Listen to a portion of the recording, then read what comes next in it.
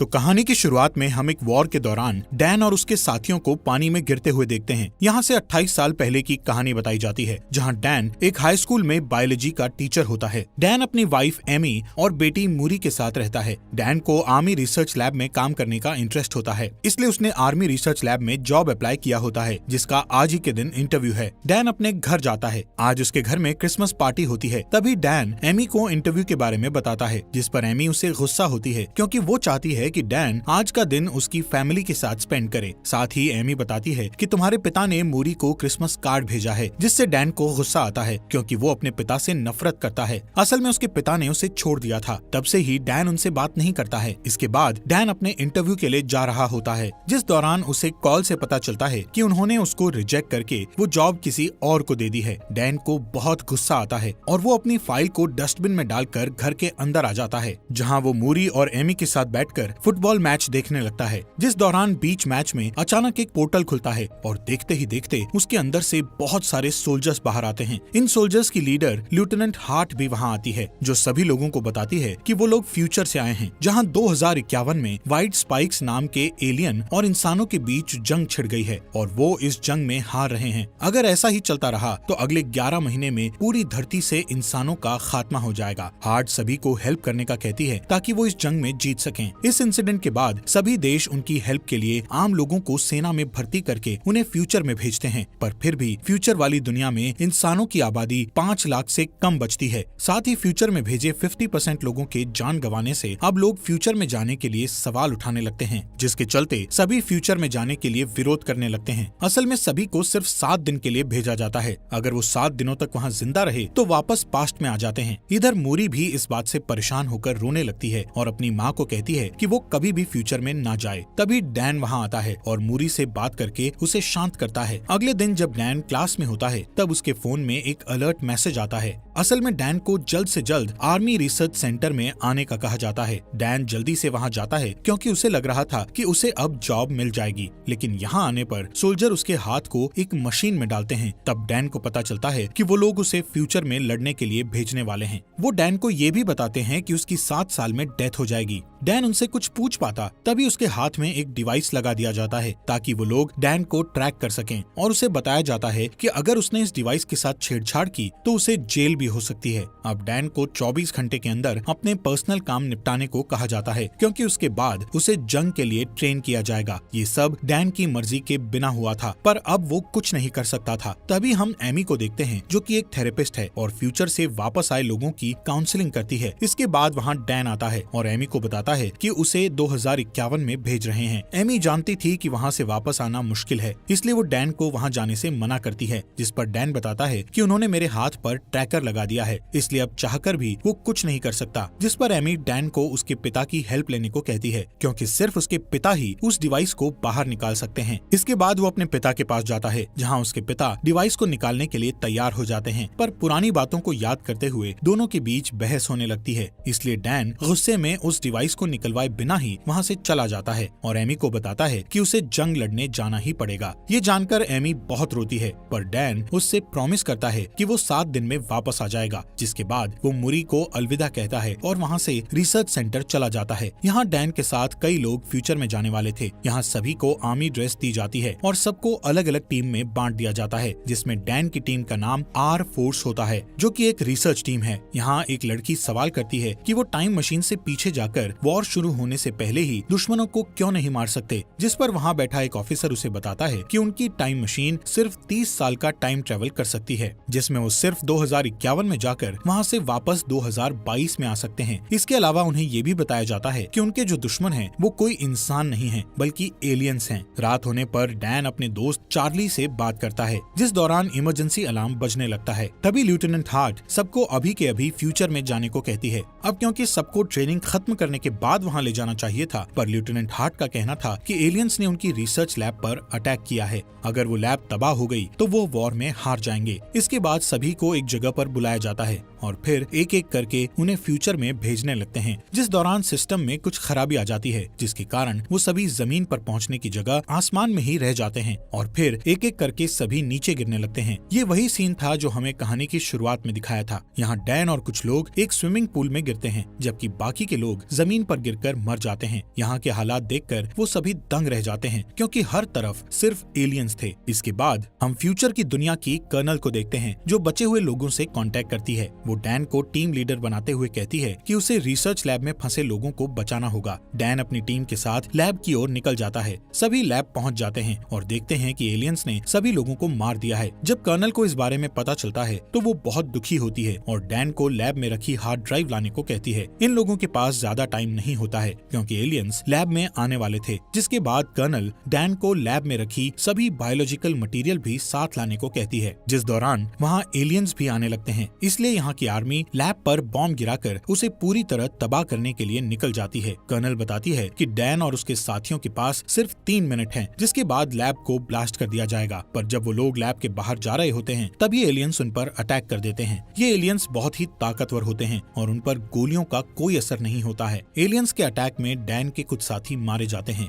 अब जैसे ही बचे हुए लोग लैब से बाहर आते हैं, तब वहाँ बहुत सारे एलियंस आने लगते हैं और उन लोगों का पीछा करने लगते हैं। इसी बीच वहाँ आर्मी आ जाती है, पर एलियंस उन्हें जान से मार डालते हैं। कोई रास्ता ना दिखने पर डैन और बाकी के लोग एलियंस पर शूट करने लगते हैं। थोड़ी ही देर बाद वहाँ बॉम्ब गिराया जाता है, जिससे बहुत ही बड़ा ब्लास्ट हो जाता है, जिससे सभी एलियंस मारे जाते हैं। साथ ही इस ब्लास्ट के कारण डैन के कई साथी भी मारे जाते हैं और कई घायल हो जाते हैं। अब जैसे ही डैन की आंख खुलती है तो वो एक कैंप में होता है। यहाँ पता चलता है कि ब्लास्ट में डैन के अलावा उसका दोस्त चार्ली ही बचा था। जब वो दोनों कैंप के बाहर आते हैं तो उन्हें अपनी टीम का एक आदमी और दिखता है, जिसका नाम डोरियन है। डोरियन फ्यूचर में तीसरी बार आया था, इसलिए डैन उससे पूछता है कि क्या तुम मरने से नहीं डरते हो, जिस पर डोरियन बताता है कि उसे कैंसर है और वो सिर्फ 6 महीने ही जीने वाला है, इसलिए उसे अपने तरीके से बची हुई लाइफ जीनी है और घर पर रहने से अच्छा वो लड़कर मरना चाहता है। इसी दौरान वहाँ 2 सोल्जर आते हैं जो डैन को अपने साथ आने को कहते हैं, जबकि डोरियन और चार्ली को वापस लैब वाली जगह पर जाने को कहा जाता है। डैन डोरियन से चार्ली का ध्यान रखने को कहता है, क्योंकि चार्ली बहुत डरा हुआ था और वहाँ वापस जाना नहीं चाहता था। दूसरी ओर डैन जब कर्नल से मिलता है तो उसे पता चलता है कि वो उसकी बेटी मूरी है। असल में मूरी फ्यूचर में बड़ी हो चुकी थी। डैन उसे कर्नल की पोस्ट पर देखकर बहुत ही खुश होता है और खुशी से रोने लगता है। अब जैसे ही डैन उसे हक करने वाला होता है, तब मूरी उसे रोक देती है। साथ ही उससे कहती है कि मैंने तुम्हें यहाँ पर इमोशनल होने के लिए नहीं बुलाया है, बल्कि एक खास वजह से बुलाया है। जब डैन उस वजह को पूछता है तो मूरी उसे वक्त आने पर सब कुछ बताने का कहती है। इसके बाद मूरी डैन को अंदर ले जाती है और फीमेल व्हाइट स्पाइक्स के बारे में बताती है। मूरी का कहना था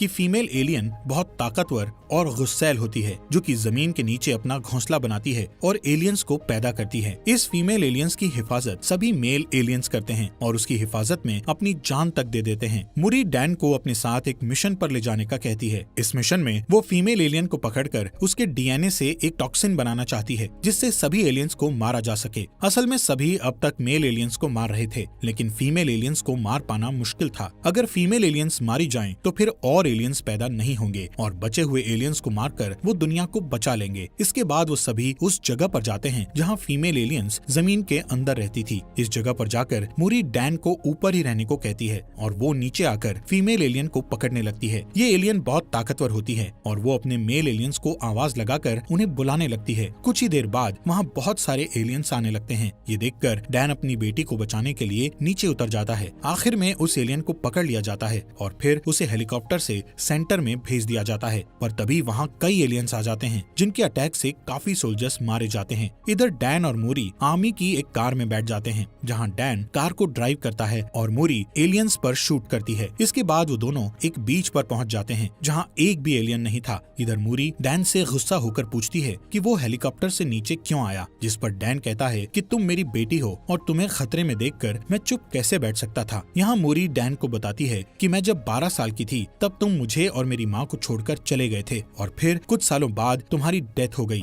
यही कारण था कि मूरी अभी तक डैन को देखकर खुश नहीं थी। मूरी को रोता देख डैन बहुत दुखी होता है। उसे समझ नहीं आ रहा था कि आखिर उसने पास्ट में अपनी फैमिली को क्यों छोड़ा। थोड़ी ही देर बाद वहाँ हेलीकॉप्टर आता है और समुद्र के बीच बने आर्मी सेंटर में ले जाता है। इस जगह को इतना खास बनाया गया था कि कोई भी एलियन वहाँ ना आ सके। इस जगह पर ही उस फीमेल एलियन को रखा गया था। मूरी उसका ब्लड सैंपल लेकर उसका डीएनए निकालती जाती है। डीएनए चेक करने पर उसे पता चलता है कि उसे अभी कई सैंपल लेकर हजारों टेस्ट करने होंगे, तब जाकर एक टॉक्सिन बनेगा। इस टॉक्सिन के बनने के बाद वो सभी एलियंस को आसानी से मार सकेंगे। मूरी सभी डीएनए सैंपल्स पर काम करती है, पर उसे अभी तक परफेक्ट डीएनए सैंपल नहीं मिला था। ये सैंपल सिर्फ 60% और 50% तक सीमित होते थे। मूरी पूरी रात जागकर सैंपल टेस्ट करती है, पर अभी तक उसे कोई अच्छा रिजल्ट नहीं मिलता है। इसके बाद वहाँ डैन आता है और मूरी को रेस्ट करने का कहता है। आज ही के दिन डैन को यहाँ 7 दिन हो चुके थे, इसलिए अब उसे वापस 2022 में जाना था। डैन मूरी से पूछता है कि आखिर उसने उसे यहाँ क्यों बुलाया था, जिस पर मूरी कहती है कि अगर ये टॉक्सिन बन गया तो इसे अपनी दुनिया में वापस लेकर जाना तुम्हारा काम है, क्योंकि यहाँ और टॉक्सिन बनाने में काफी वक्त लग जाएगा। पर जब तुम इसे लेकर अपनी दुनिया में जाओगे तो इसे बनाने के लिए काफी वक्त होगा। जब ये टॉक्सिन बन जाएगा तो वो अपनी दुनिया में वॉर को शुरू होने से रोक सकते हैं। इसी दौरान उन्हें एक डीएनए सैंपल टॉक्सिन 100% होते हुए दिखता है। तभी वो फीमेल एलियन जाग जाती है और जोर जोर से चिल्लाने लगती है, जिसकी आवाज सुनकर सभी मेल एलियंस वहाँ आने लगते हैं। इनकी तादाद इतनी थी कि सबको मारना मुश्किल था। एलियन बुरी तरह सोल्जर्स को मारने लगते हैं। वहीं डैन और मूरी एक साथ होते हैं, जिस दौरान मेल एलियंस उस फीमेल एलियन को आजाद कर देते हैं। अब डैन को जल्द से जल्द उस जगह पर पहुंचना है जहां से वो वापस 2022 में जाएगा, लेकिन इस जगह पर काफी एलियंस आ चुके थे। दोनों उन्हें मारते हुए आगे बढ़ते हैं कि तभी फीमेल एलियन मूरी पर अटैक करके उसे घायल कर देती है। इसके बाद डैन मूरी को लेकर आगे बढ़ता है। तब टाइम ट्रेवल मशीन ऑन हो जाती है। यहाँ मूरी डैन से माफी मांगती है और कहती है कि मैं भी तुमसे बहुत प्यार करती हूँ। डैन अपनी बेटी को भी पास्ट में ले जाना चाहता था, इसलिए वो उसके पास ही बैठ जाता है, पर तभी वहाँ फीमेल एलियन आ जाती है और मूरी को पकड़ लेती है। डैन उसे बचा पाता इससे पहले ही टाइम मशीन द्वारा उसे 2022 में भेज दिया जाता है। यहाँ डैन के साथ साथ चार्ली, डोरियन और बाकी के कुछ लोग भी आए हुए थे। डैन लेफ्टिनेंट हार्ट को वो टॉक्सिन देता है और बड़ी मात्रा में बनाकर फ्यूचर में भेजने का कहता है, जिस पर लेफ्टिनेंट हार्ट बताती है कि अब जंप लिंक बंद हो गया है, यानी कि अब वो टाइम मशीन का यूज नहीं कर सकते हैं, इसलिए वो ये वॉर हार गए हैं। जिसके बाद डैन अपनी वाइफ से मिलता है। डैन फ्यूचर में मूरी की डेथ को लेकर बहुत दुखी था। जब वो घर आकर मूरी को देखता है तो उसे गले लगा लेता है और रात भर उसके रूम में ही बैठा रहता है। जिसके बाद एमी उसके पास आती है। तब डैन उसे फ्यूचर की मूरी के बारे में बताता है। अब डैन फ्यूचर में होने वाले वॉर को रोकने के लिए कुछ करने का सोचता है, इसलिए वो सबसे पहले डोरियन के पास जाता है और उससे एलियन का नेल मांगता है, जो कि डोरियन ने फ्यूचर में जाकर अपने पास रख लिया था। इसके बाद वो दोनों उस नेल को लेकर चार्ली के पास जाते हैं। चार्ली उस नेल पर रिसर्च करता है तो उन्हें पता चलता है कि उनके नेल्स पर ज्वालामुखी की राख लगी हुई है। चार्ली बताता है कि ये राख चाइना में फटे ज्वालामुखी की राख है। तब डैन कहता है कि लेफ्टिनेंट हार्ट ने बताया था एलियन का पहला हमला रशिया में हुआ था, फिर उनके नेल्स में चाइना की ज्वालामुखी की राख क्यों है। तभी डैन को उनका एक स्टूडेंट याद आता है जो कि ज्वालामुखी टॉपिक के बारे में बहुत कुछ जानता था, इसलिए वो तीनों उसके पास जाते हैं, जहाँ स्टूडेंट बताता है कि आज से 1000 साल पहले चाइना में ज्वालामुखी फटा था, जिसकी लहरें रशिया तक भी पहुँच गई थी और फिर वो राख में बदलकर वहीं पर जम गई थी। फिर कुछ समय बीतने के बाद वो जगह बर्फ से ढक गई। ये सब जानने के बाद वो समझ जाते हैं कि जरूर कोई एलियन शिप वहाँ आई होगी और फिर बर्फ ढकने के कारण वो वहीं दब गए होंगे, जो कि 2051 में बर्फ पिघलने के बाद धरती के ऊपर आ गए। इसके बाद डैन और चार्ली डिफेंस ऑफ सिक्योरिटी के पास जाकर उन्हें सारी थियोरी बताते हैं और रशिया जाकर सभी एलियंस को वॉर के पहले ही मारने को कहते हैं, लेकिन वो उन दोनों की थियोरी पर यकीन नहीं करता है, इसलिए उनका साथ देने से मना कर देता है। इसलिए वो तीनों खुद ही वहाँ जाकर उन एलियंस को मारने का सोचते हैं। अब डैन अपने पिता से हेल्प मांगने के लिए जाता है क्योंकि उनके पास प्लेन था।